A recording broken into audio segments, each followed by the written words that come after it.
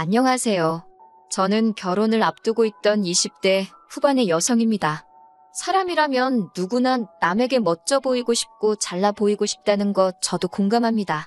하지만 뭐든지 정도껏 해야 얘기로 봐주고 넘어갈 수 있는 거 아닌가요? 저와 결혼을 앞두고 있던 남자친구는 지역 모임에서 만났습니다. 제가 지금 다니는 회사에 취업을 하게 되면서 이사를 오게 되었는데 동네에 친구가 한 명도 없으니 외롭고 심심하더라고요. 그래서 동네 친구를 사귈 겸 동네 사람들이 자주 이용한다는 지역 모임에 가입을 하게 되었습니다. 처음에는 온라인에서 대화를 주고받다가 정모에 참석하게 되었거든요. 그곳에서 남자친구를 알게 되었네요. 처음이라 분위기에 적응하지 못해 어색해하는 저를 이끌어서 사람들에게 소개도 시켜주고 말도 계속해서 걸어주고 하는 남자친구에게 저는 호감을 느꼈습니다. 그리고 남자친구는 정모 이후로도 저에게 적극적으로 연락을 취해왔기 때문에 저희는 자연스럽게 연인으로 발전하게 되었습니다. 사귀고 얼마 지나지 않았을 때부터 남자친구는 저랑 결혼하고 싶다고 몇 번을 이야기하더라고요. 하지만 남자들이 원래 연애 시작하면 꼭 결혼 이야기를 하잖아요. 그렇기에 저는 그렇게 진지하게 받아들이지는 않고 있었습니다. 결혼 이야기를 할 만큼 나를 많이 좋아한다고만 생각했어요. 그런데 사귄 지 반년 정도 됐을 무렵인가 남자친구가 정말로 청혼을 해오더라고요. 갑작스러워서 처음에는 결혼은 우리에게 좀 이른 것 같다고 제가 거절했습니다만 남자친구는 10번 찍어 안 넘어가는 나무 없다며 제가 받아줄 때까지 기다리겠다고 하더라고요. 결국 저는 그런 남자친구의 인내심과 적극성에 마음의 문을 열게 되었고 그렇게 저희는 본격적으로 결혼을 준비하게 되었습니다. 하지만 결혼 준비를 위하여 몇 번 남자친구의 부모님을 만나면서 저는 이 결혼을 하는 게 맞는 건지 의구심을 품게 되었습니다. 남자친구의 부모님은 전후 사정 설명 없이 저희에게 따로 살지 말고 당신들과 같이 살자고 하시더라고요.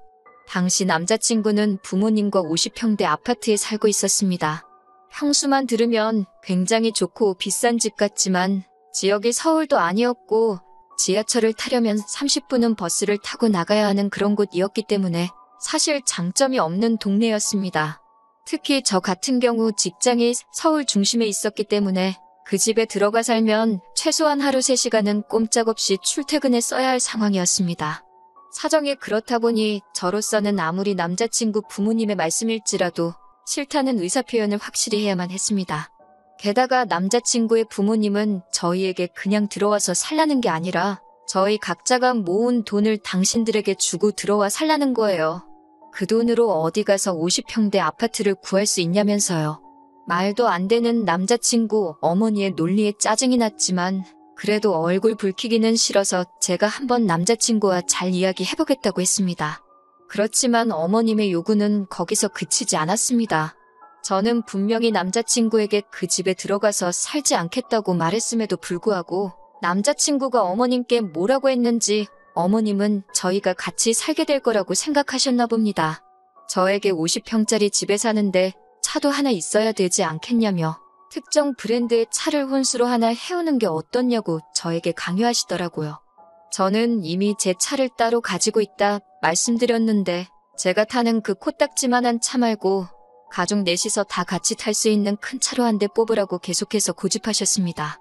어디 가서 그런 차 타고 있으면 사람들한테 손가락질 당하고 우습게 보인다고요. 제가 이미 타고 있는 차인데도 그 차를 타는 사람들은 참 없어 보인다고 하는 말이 어이가 없었습니다. 제가 차에 관심이 없는 편이라 저희 보고 사라고 하는 차를 인터넷에 검색을 해봤는데 가격만 7천만 원이 넘는 차더라고요. 심지어 그 차를 사오는 건 저지만 우리 가족이 다 타고 다닐 차라는 걸 강조하면서 예비 시부모님도 그 차를 끌고 다닐 것 같이 말씀을 하시더라고요.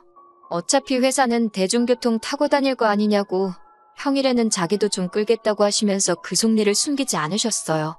결국 참다 못한 제가 남자친구에게 당신이 나서서 확실히 상황 정리를 하지 않으면 내가 조목조목 따지고 들어야 하고 그렇게 되면 서로 불편해질 텐데 괜찮겠냐고 했습니다. 그제서야 남자친구도 미안하다며 자기가 중간 역할을 똑바로 하겠다고 하더라고요. 그 외에도 남자친구의 부모님은 남들에게 보여지는 걸 굉장히 중요하게 여기셨는데 예를 들어 제주도에서 딱 한 번 해보신 승마 체험을 남들에게는 마치 일주일에 한두 번 취미로 타는 것처럼 말씀하신다거나 TV에서만 보셨던 여행지를 마치 다녀오신 것처럼 주변에 자랑하듯 소문을 내곤 하셨습니다. 저희에게 들어와 살라고 강요하시던 아파트도 사실은 은행 대출이 절반 가까이 되더라고요. 저한테 그렇게까지 말씀은 안 하셨지만 대출금이자 내는 게 부담스러워서 저희 돈이라도 받아서 조금이나마 대출을 상환해보려고 하셨던 건 아닌가 싶기도 하더라고요. 아무튼 이런 일련의 과정을 겪으면서 저는 남자친구의 부모님이 남자친구와는 달리 굉장히 물질적인 것과 겉모습을 중요시하는 분들이라는 걸 깨닫게 되었습니다. 솔직히 실망스럽기도 했고 걱정스럽기도 했지만 그래도 파혼까지 생각하지 않았던 이유는 적어도 남자친구는 그분들을 닮지 않았다 믿었기 때문이에요. 남자친구는 어머님과 아버님이 그런 말씀을 하실 때마다 민망하다는 듯이 저에게 이해해달라며 미안해하기도 했고 입버릇처럼 자기는 사람을 볼 때 항상 내면을 가장 중요하다 생각한다고 했거든요. 실제로 여러 가지 동호회 활동을 하고 있는 남자친구 주변에는 다양한 사람들이 있었기 때문에 저는 그 말을 철석같이 믿었습니다. 하지만 얼마 전 남자친구와 청첩장 디자인을 고르다 하객에 관해서 이야기를 나누게 되었거든요. 그러면서 남자친구에게 크게 실망을 하게 되었습니다. 남자친구가 저에게 누구누구를 부를 거냐고 먼저 물어보더라고요. 사실 결혼식이 저를 위한 자리이기도 하지만 저희 부모님을 위한 자리이기도 하잖아요. 그렇다 보니 제가 일단 우리 부모님한테 여쭤보긴 해야 되겠지만 친척분들하고 친구분들을 부르실 것 같다고 말했습니다. 저 또한 어린 시절부터 친했던 친구들 위주로 부를 예정이라고요. 그러자 남자친구는 약간 곤란하단 표정을 짓더니 혹시 그럼 그 사람들 사진이나 직장 같은 걸 자기에게 이야기해 줄 수 있냐고 묻더라고요. 그런 게 왜 궁금한지 이해가 쉽게 되지 않아서 왜 필요한 건지 말해달라고 했어요. 그러자 결혼식의 품격과 수준을 위해서 그런 거라며 우리 둘에게도 그 편이 좋다는 거예요. 그러면서 자기가 작년에 중학교 시절 친구의 결혼식에 갔었는데 신부 쪽 가족 중에 몸이 불편하신 분이 있었다면서 그 사람 때문에 사람들도 웅성거리고 사진 찍을 때도 식사를 할 때도 모든 것이 지연되었다면서 보기 안 좋았다고 하더라고요. 저는 남자친구의 그런 말에 굉장히 놀랬고 정말 깨더라고요. 하지만 최대한 그런 티는 내지 않으면서 그럼 우리 결혼식엔 어떤 사람들이 왔으면 좋겠냐고 물으니 일단 기본적으로 체형은 평균이었으면 좋겠고 외모는 중간 이상은 되었으면 좋겠대요. 부모님, 친구분들 중에서도 좀 사회적으로 명망이 있으신 분들이 오시면 좋겠다고 하더군요. 그러면서 장인어른도 공무원이시고 장모님도 선생님이시니까 그런 거야 뭐 걱정 안 해도 되겠지라고 확인하는 남자친구에게 솔직히 정이 뚝뚝 떨어지더라고요. 제가 그럼 남자친구 쪽 부모님 친구분들은 어떤 분들이냐 물으니 그건 자기가 알아서 할 테니까 신경 안 써도 된다고 하는데 솔직히 저희 부모님만큼이나 남자친구 부모님도 평범한 분들이시거든요. 남자친구 어머님은 과거엔 보험회사에 다니셨었고 아버님은 작은 가게를 운영했던 걸로 알아요. 세상 직업에 귀천이 없는 것이고 세상에 저보다 잘난 사람이 얼마나 많은데 남자친구가 저렇게 기고만장한 건지 어이가 없어서 웃음이 날 지경이었습니다. 저는 남자친구에게 웃기지도 않는다고 말도 안 되는 소리 좀 하지 말라고 했어요. 우리 결혼식이 무슨 연예인 뽑는 선발대회도 아니고 우리가 무슨 자격으로 사람을 골라서 초대하냐고요. 누구든 와서 진심으로 축하해주면 그걸로 감사하고 고마운 일 아니냐고 했습니다. 남자친구는 저더러 뭘 몰라도 너무 모른다면서 그럼 어른들이야 그렇다 쳐도 적어도 제 친구들만큼은 좀 수준 있는 여성들로 초대하라고 하더군요. 저는 속으로 그럴 일은 절대로 없을 거다라며 콧방귀를 뀌었습니다. 이때도 파혼까지는 생각하지 않았는데 그 이유는 저런 썩어빠진 정신머리는 살면서 뜯어 고쳐놓으려고 했거든요.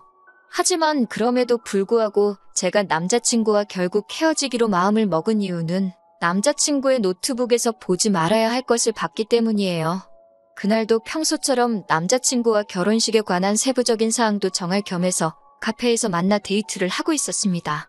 그러다 남자친구가 화장실을 간다고 잠시 자리를 비웠는데 배탈이라도 난 건지 오래 돌아오지 않더라고요.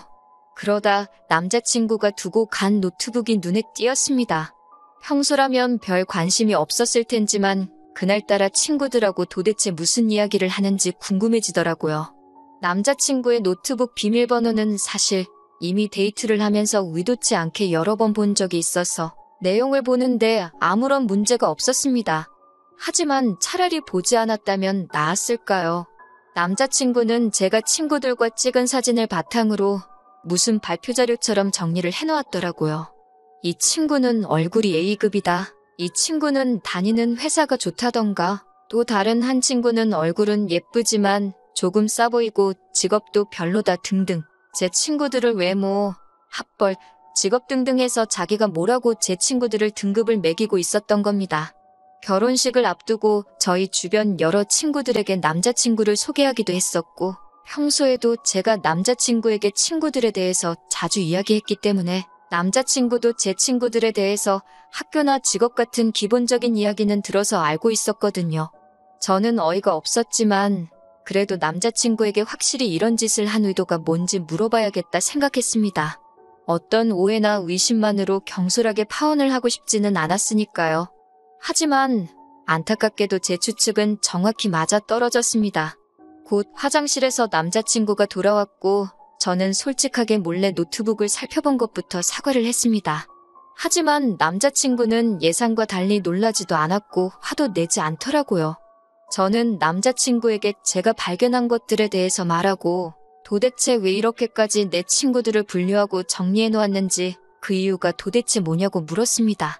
그러자 남자친구는 저번에 자기가 이야기하지 않았냐며 자기는 우리 결혼식에 수준 있고 교양 있는 여성분들만 참석해서 자리를 빛내주길 바란다고 하더군요.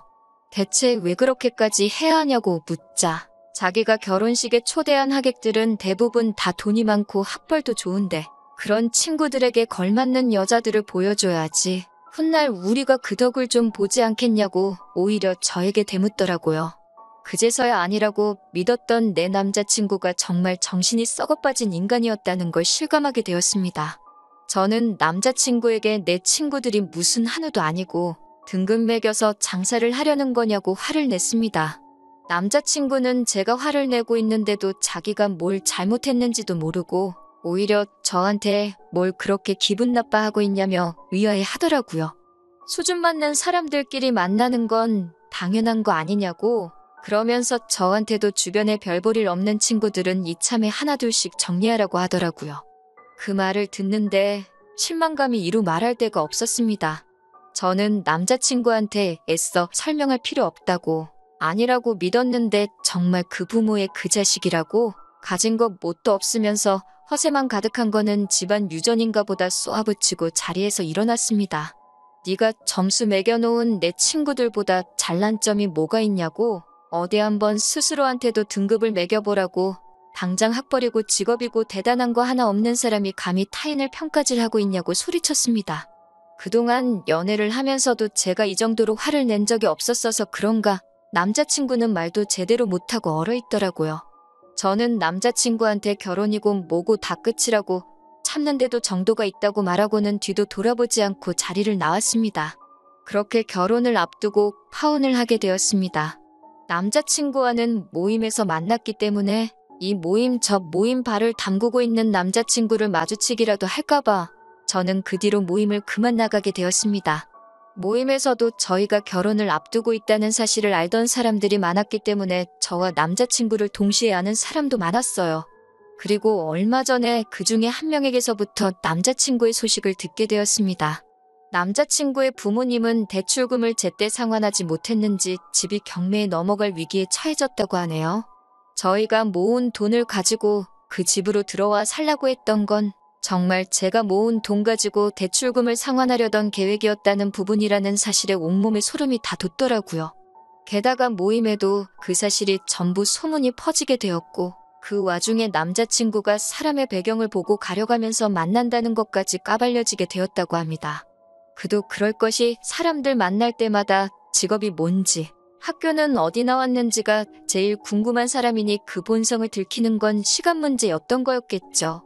그런 이야기가 도는 가운데 모임에 누가 봐도 잘난 사람이 들어오게 되면서 스스로 열등감을 느낀 건지 소문 때문에 그런 건지 어느 순간부터 모임을 도망치듯 더나 코빼기도 보이지 않는다네요. 걷는 놈 위에 뛰는 놈, 뛰는 놈 위에 나는 놈이 있다고. 세상에 얼마나 멋지고 잘난 사람들이 많은데 그런 건 생각도 안 하고 기고만장해서 남 무시하는 남자친구가 이번 일을 통해서 제발 철 좀 들었으면 하는 바람입니다.